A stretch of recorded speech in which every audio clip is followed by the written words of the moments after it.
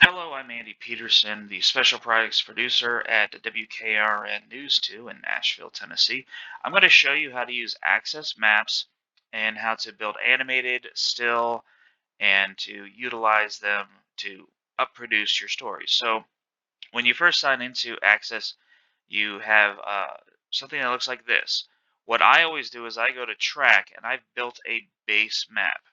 So I just type in base, and you can see these base maps that I've made for my DMA. So once you have a base map built, and I'll show you how to do that in a second, you just go to this little icon right here, which looks like a pencil, and when you hover over it, it says Edit. You click on it, and it opens up your base map. We have ours defaulted so we can see if we have a VO box, which you might have something similar in your system. So then I know to put everything over to this side. I can turn that overlay off down here, and you can see it goes away. The way you would build a base map is you open up your map software, you set it to wherever your city is, and you know, let's say you're Dallas or you're Birmingham or Tampa, and you just want to set a flag, which you can create flags here by clicking on custom flag locator, and then you just drop a pin like you would click and then name it, and it would create a new pin. And then you can just move this, zoom this in and out. That's what this slider is here for, is to zoom in and out. And then each of these names in the counties, or if you're in Louisiana, your parishes, you can move. Same thing with the street names and street signs. You see how it changes color and gets lighter. That's the same thing with the flag. It defaults when you first create one down like this, which I think doesn't look great, so you always move it up like that. So you have your base map like this. You want to create, say, an animated map. Down here, you have this timeline that you hit the plus, and it defaults to a 4-second move with a 1-second hold. I always drop it down to 3 seconds because if not, it's really long. And the max that you can go is 11 seconds if you add up all this time. It's 15 seconds total. You'll get this warning if you go too long. This will help you in editing. If you're in a crunch, just leave it at 1 second and just tell your editor to stretch that last frame. Or that could just be your workflow. That's up to you. So, whichever one of these is highlighted is the frame that is active that you can edit. So the first thing that I do here is you want to edit, your next frame. I want to make invisible this flag right here. If I hit X, it deletes it from the entire timeline. It would delete it from both these frames here. So you just hide it from that frame, and it gets rid of Nashville. Otherwise, when we do the move that we're going to do, it will have both Nashville, your original pin, and then the next one in frame, which is something you may want to do, but I refrain from that. One thing that I do with mine for that second frame is I increase my water detail because we have rivers and lakes that are geographic features that our audience is going to know. And I really like doing maps because it adds more to your show, but we also have about 100 people who move to our area every day, and most of them don't know Davidson County from Williamson, from Rutherford, from Wilson, if they don't live in them or work in them. So this helps them get to know the area. So there's some UX, some user experience, some user benefit. So the way I find something is I go to Google Maps. So let's say I need to do, there's a little town called Bell Buckle here in Tennessee. And so I go to the maps function and open it in maps. And I just want to drop a pin. And I'm going to copy the coordinates here. And you do that by clicking on it and then highlighting the entire coordinates. Copy. And then I go over here, make sure my second window is active. I'm going to add a locator. This is the other way of adding a locator. Now, I could have just said Bell Buckle, Tennessee here. I prefer to have just to do the process that I just showed you. And then I want the locator, Bell Buckle. And it will look like that. So you see it's default down, still has the Bedford name. There's nothing else in there. So If I crank the water all the way up, it shows every little pond. So we don't want to necessarily do that. So I have it about here. And then we're going to increase the road detail to show some roads. Again, there's a rural area, so unless I zoom way in, you're not going to see roads. So let's say, for example, if I was zooming way in, so I can zoom way in, you see those roads pop up about the time that you get to this fourth tick mark here. You'll see they kind of disappear in a second, but they zoom way in like this. So we're going to do it as if I was wanting to show people where Bell Buckle is. It's in the middle of Bedford County. So I've got some names of roads that default show up in here.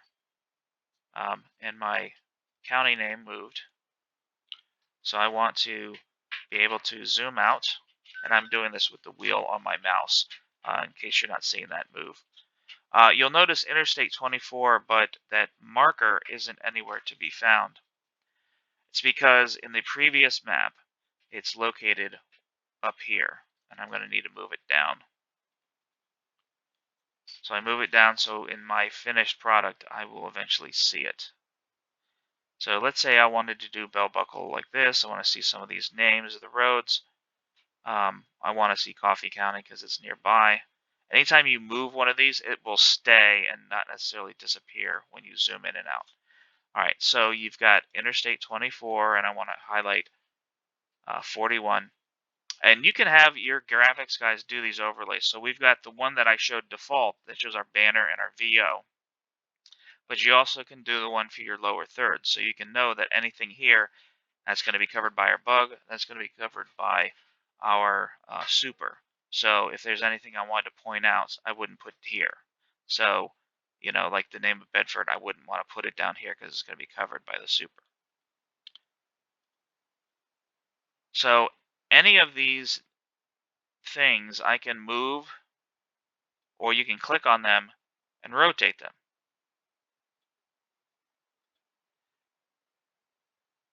The other way you can get rid of them is by right-clicking on your mouse and it'll disappear. So that's usually what I do to right-click, get rid of things I don't want. Because a lot of this is extraneous and it just makes your map look bad.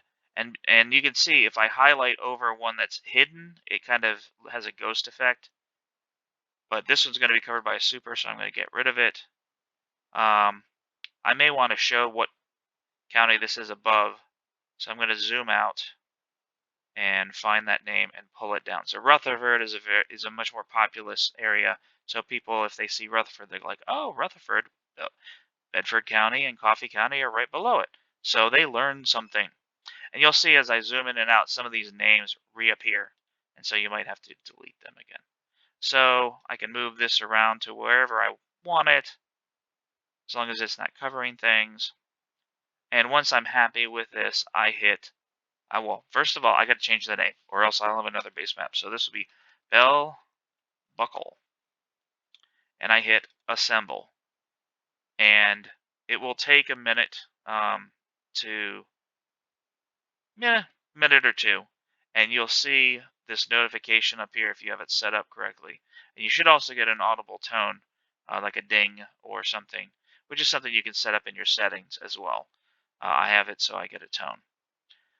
Now from here, if you wanted to, then that's the animated map. So what would I do if I wanted to be able to have a still map that I can pull video out or a live shot? So I close that first frame and now I only have this still. So I want to be able to show the relationship in this still frame from Bell Buckle to Nashville. So I'm going to turn my Nashville back on and I'm going to zoom back out. And you see Nashville. All right, so you got a lot of stuff going on this. So I want to get rid of all those area labels. And you'll see that cuts it down. I'm also going to back up on the road detail so I only get the interstates. And I'm going to back that down. Well, that's an awful lot because I'm seeing Kentucky and Arkansas and Missouri and Mississippi and all that. And I don't need all that in my map. So let's zoom in a little bit more. And then again, I can move these down so then I can zoom in even more. So let's do this. Now I got to remember, I've got my lower third, So I want to move any of these items so they're out of the way. I want to be able to see Interstate 65 so people know where that is.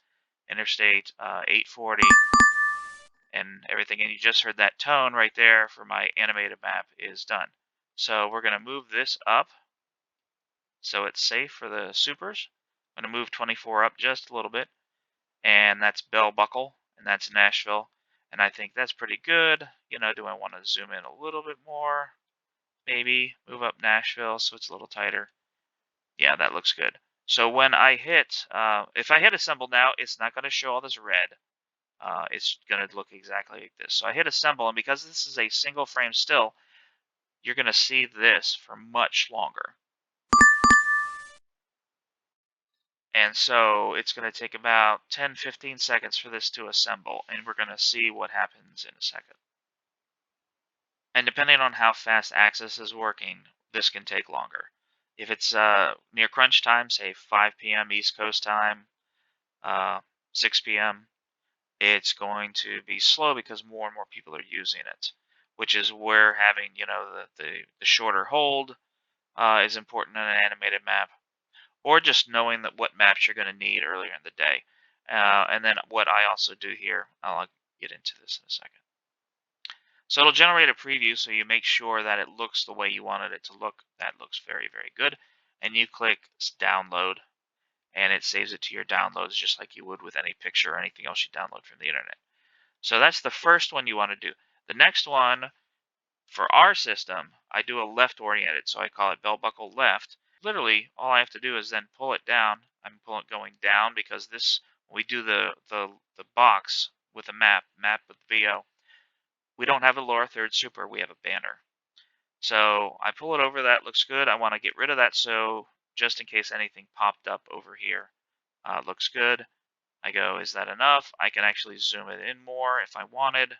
So let's put that that overlay on again. Yeah, looks good. And I'm going to hit assemble. Again, this is going to take the same amount of time. So it looks good. I'm going to save it, and it's in my downloads. So let's go to Streamline. So you got your Streamline at your station. And assets is most likely going to be where you have your things. So this is our current Streamline. Your producers, your EPs will show you how to use this more, but it's just this simple. You click upload, and then you're going to drag and drop the files. So I'm going to go to my downloads. I'm going to grab belt buckle and belt buckle left and drag and drop them and click upload. And if our system's cooperating today, in a second it'll say it's there, and then you'll see it appear here also. I prefer to use Streamline in a Chrome browser rather than going through the ENPS plugin. I just prefer it because it's a bigger interface. This is a personal preference thing. You don't have to do it this way. But you'll see once we have these maps in there, what it will look like. So you see that one's complete, and then it's showed up here. This one's complete, and I can close this window. So they're both done. Let's go back to track here, and let's put in buckle so we can manipulate and edit the that animated one that we have. So you see the 3 bell buckles that we did. The one that has this video animation icon means it's a video animation. So I'll hit edit to bring that back. And let's say we were dealing with, in bell buckle, it was a fire. So down here, you have these map icons. You type in your keyword, fire, and all these things show up, and you can cycle through them to show these different things. Now, obviously, in the little town of Bell Buckle, they're not going to have a giant high-rise fire. But they'll have something like, you know, this looks like a car fire. Or you got a fire truck there, truck fire, factory fire, and you hover over them, it'll say what it is as well. House fire, house fire. So let's say it was a house fire. I can drag and drop that Oh no, we don't drag and drop. I think we just click it. There we go. So it clicks it. It's huge. But I can click on that, and then you see I can rotate it or shrink it. Oh, it looks like I've got two of them in there somehow. So I can delete one. That's weird. All right, so I can rotate it,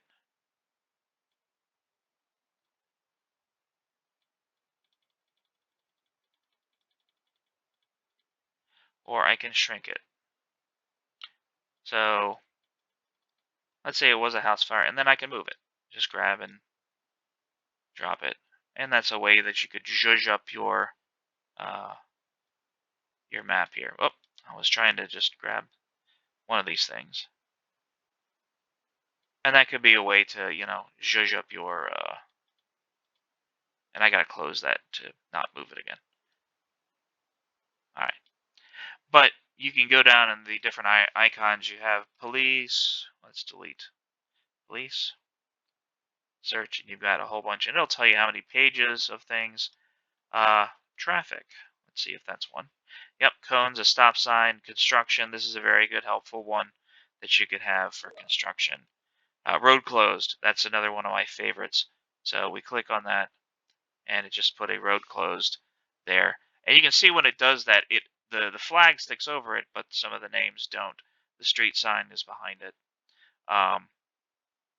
Again, you want to shrink it or whatnot. And again, it put two of them on there. I don't know why. But I can highlight each one and move them. Let's say I want to get rid of that one. Delete. Oh, it deleted the other one. I think it deletes by layer. This is something I haven't played with a lot. But, all right, so I've got, let's say there's a closure, somewhere on that interstate. Then I can move this, of course, anywhere. And that's a glitch that I need to tell graphics about, that it adds two of them. But again, you can shrink the road closed sign to fit wherever it needs to go. Of course, it's really tiny, probably too small for the viewer at home. But if I had something like this, we're talking about, interstate closed, let's say it wasn't related to bell buckle, so I can close that. But it is related to, say, the Rutherford County, Coffee County line on Interstate 24. Let's say it was shut down because of something. That way I could then move this in, zoom in. I've got Coffee County that people can still see. I got Rutherford County. I got Interstate 24, and then the road closed. So that's a pretty cool looking piece of art. And then I want to show Bedford County, so let's zoom out, move the Bedford name over, and that's what it would look like. So I'm just going to hit a symbol and just, I'll call it test, road closed. And these will be, anything that you create will be available by keyword to anybody in your team. So let's get rid of anything I don't need. That looks good. We'll hit assemble, and because it's an animated map, it'll take a minute. But if I go up here to my notifications, let's take a look and see what the animated belt buckle looks like. So it'll come to a box like this. You click on it, and you'll get this window that shows you the animation. Ta-da! And that's how that's done. And again, the same thing. You just download. One other thing I wanted to show you guys was I've made maps and city maps that are animated for every single county in our DMA and in our market and the state. So you can tell they're maps because they are animated because they have these film strip. They look like film clips, and these are accessible to every single producer. So if there's something breaking in a faraway part, say Haywood County, that's not in our DMA but it's in our state, they already have a map that they can prepare until we get pictures and video from the scene. So you already have that available to you. I suggest you make that for your station. All right, now I'm going to show you what all these buttons in here do. So over here under the options, you have all the visibility of things. Street labels, which are like the street signs or the words that appear when you get closer. are there. You've got area labels, which are all the counties. So if I click area labels, they disappear. If I click street labels, they disappear. These are the locators. So if I click locators, they disappear. Now what we're going to talk about now is raise and spotlight. So raise and spotlight are also these buttons here. So if I click into raise, then that means I'm in the raise function, and you'll see that I'm highlighting the county at this time. So if I want to do a raise, I click on that and you'll see it does one color. If I do spotlight, you'll see I click on it, it does another color. However, if I do raise and spotlight together, it does a third color. This depends on how your station is going to set up your maps. This happens to be our look, but if your station hasn't chosen one, everybody will have 3 colors that they can choose, which is helpful if you're comparing counties and whatnot. Your next thing about the raise and spotlight down here is the area that they cover. So you'll see your border. And these are kind of related. So border, local is county. If I did town, you would see all these little town sections that would show up in there. And if I change my spotlight to town, you'll see it can be by voting district sometimes. You may rarely use this. Occasionally this will be helpful. And it's also, I don't know if these voting districts are accurate to what is most current. So usually you just leave this on local for both your border and that. The one time you might get rid of your border completely is if for some reason you're doing something that zooms way out and you're wanting to highlight a state. So you would get rid of all your area labels, get rid of all your roads, and then all of a sudden you can see all these counties. So you'd want to change your border to regional, and then that way it's only states. Again, you would have to remember to change that if you're highlighting a county. You see right now it's only highlighting counties, so I'd have to change it to regional if I was wanting to highlight the entire state of Mississippi. Next thing we have here is routes. This is a little more complicated. So a route could be something where I'm highlighting a section. So if I'm in routes, let's say this part of I-65 was closed, I would drop one pin there, and you kind of see how it goes along. It's really hard to tell. Then I click it again, and you see a route. So that's if you want to highlight a particular section of road. If you want to step back on these, you've got the route button clicked. You would right click and it would get rid of it, and I'd right click again over the starting point to completely get rid of it. Let's show you some examples of maps that I've done in shows recently. New information tonight, controversy surrounding a decoration day at a cemetery in Sumner County. Organizers were hoping to bring some cheer around the event with a bluegrass concert, but some in the community pushed back. News 2's Sarah Smith takes us to Gallatin to explain the issue at hand. We are tracking crime in Smyrna. Police want your help finding this man who fired a gun in public. Smyrna police say it happened on April 24th. He's in his late teens or early 20s and was seen driving an Audi sedan. New tonight, ahead of a May 6th vote on the rezoning of the Rivergate Mall in Goodlettsville, we're getting a look at what it could look like in the future. These are renderings of the changes that could be coming to the mall. In Johnson City, police are in the middle of a 4-day course to become trauma-informed. It is designed to help officers have greater empathy and understanding when interacting with survivors of violent crime. Department leaders say this trauma-informed training is a new concept to law enforcement. New tonight, a sign of progress on the campus of Middle Tennessee State University. Today, a topping off ceremony for their newest academic building in Murfreesboro. University President Sidney McPhee was joined by others in signing the final beam going into the school's new applied engineering building. He would do anything for anyone. That's what friends say of a man who drowned trying to save someone else. The drowning occurred this weekend on Percy Priest Lake. 34-year-old Harold Lane Tomlinson's body was recovered Sunday morning. News 2's Stephanie Langston reports his friends say he was a hero.